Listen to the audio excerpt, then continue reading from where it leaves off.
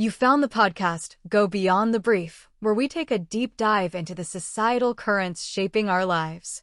Together, we'll explore the often unseen forces at play. We'll examine the research, dissect the data, and most importantly, if you're seeking to understand what's shaping our society, So today we're this is the place. plunging into a story that's been really impactful and frankly tragic.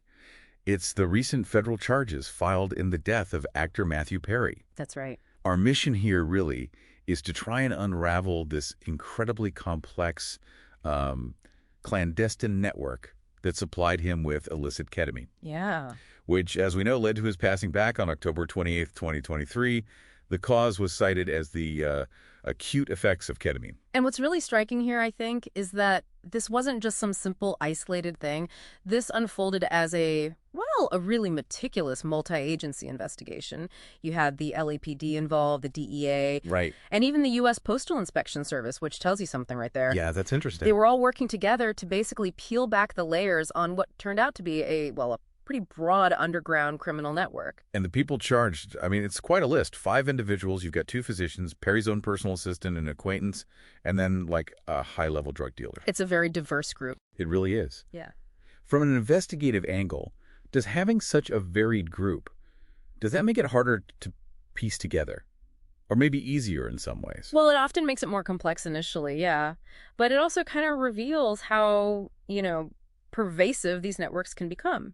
Each person, as different as they seemed, played a really specific and critical role. Okay. Kenneth Iwamasa, for example, Perry's personal assistant, he was maybe the most directly involved. Right. He actually admitted to injecting Perry something like 6 to 8 times per day. Wow.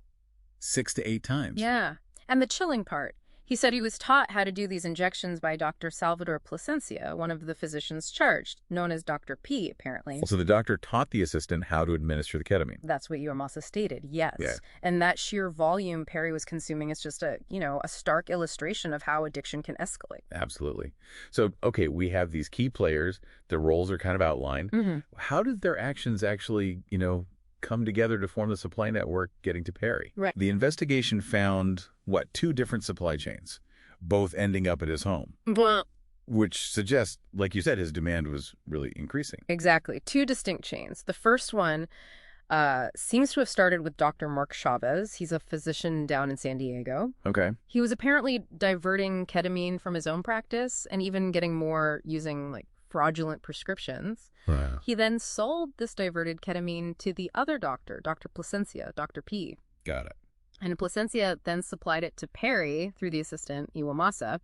Apparently, Dr. Plasencia even personally injected Perry early on and, like we said, taught Iwamasa how to do it too. It shows how these, legitimate medical channels can get corrupted. Totally. From the inside out. But then as that first source started drying up, something else happened, something more dangerous. Yeah, that's when the second chain comes in. The lethal one, as it turned out. Iwamasa, the assistant, apparently started running low on the supply from Dr. Plasencia. Okay. So he sought out a new source. He went through an acquaintance of Perry's named Eric Fleming. Right. And Fleming connected him to Jasveen Sangha. The authorities called her the ketamine queen. The ketamine queen, wow. Yeah. And Fleming delivered 25 vials of Sangha's ketamine to Iwamasa just 4 days, literally 4 days before Perry died. 4 days. That's incredibly close. It is.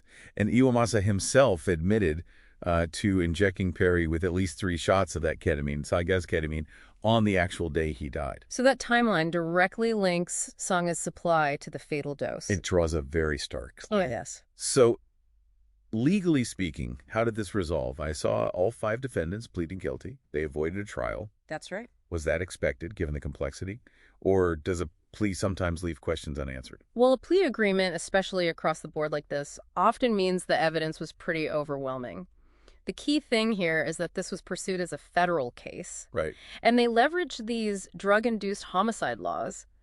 It's a specific kind of law designed to hold people accountable when their drug dealing directly causes a death. Makes sense. And the cooperation they got early on from defendants like Iwamasa, Fleming, and even Dr. Chavez, that was apparently instrumental. How so? Their statements, the evidence they provided, it helped investigators build a much stronger case against who they saw as the primary targets: Sangha, the ketamine queen, and Dr. Placencia. Gotcha. And, this case really stands out because it wasn't just prosecuting some low-level street dealers, right? This was a major federal effort Yeah. aimed at taking down a really sophisticated, broad, underground criminal network, one that mixed career criminals with corrupted medical professionals. And that Postal Inspection Service involvement, it just underscores how wide their operations reached, probably using the mail. So really, it marks the end of a very complex investigation. They brought some accountability for the people who exploited Matthew Perry's addiction and vulnerability. Absolutely. And it kind of leaves you with a thought, doesn't it, for you, the listener? What does this case, especially with doctors involved and this big multi-agency federal push, what does it really tell us about how drug distribution and addiction are evolving today? What bigger questions does it maybe raise about where these illicit markets meet public health? Questions we, as a society might need to start looking at more proactively.